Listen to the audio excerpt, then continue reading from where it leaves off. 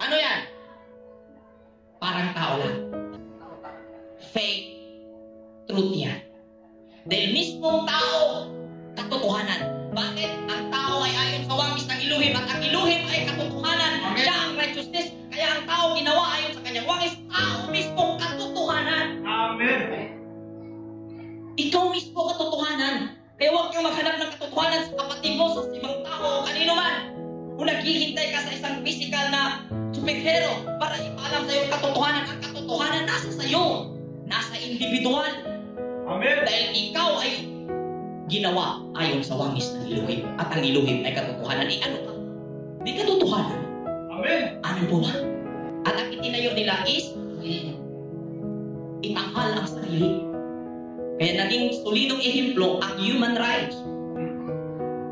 Kung saan naging prioridad at sentro ang physical na pag-aaruga. Hindi po masama, hindi po tayo against sa pag-aaruga sa physical.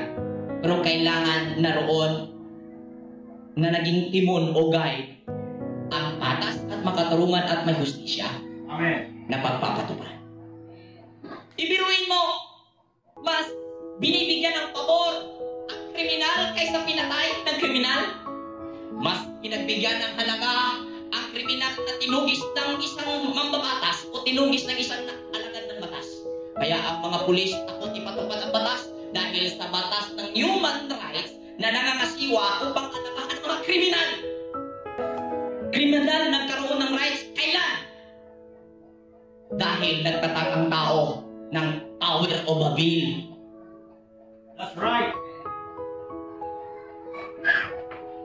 Amin po ba?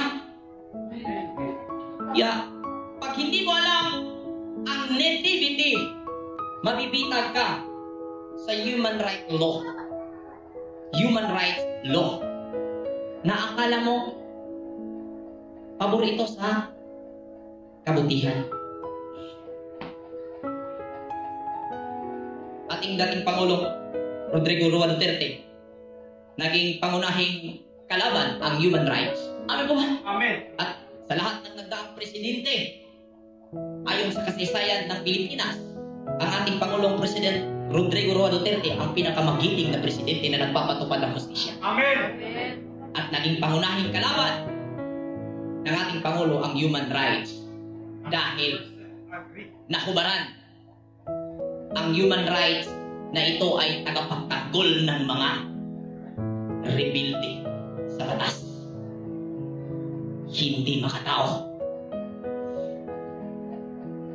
Hindi nababagay ang titulong human rights dahil wala ang rights doon. Kailan ba naging rights?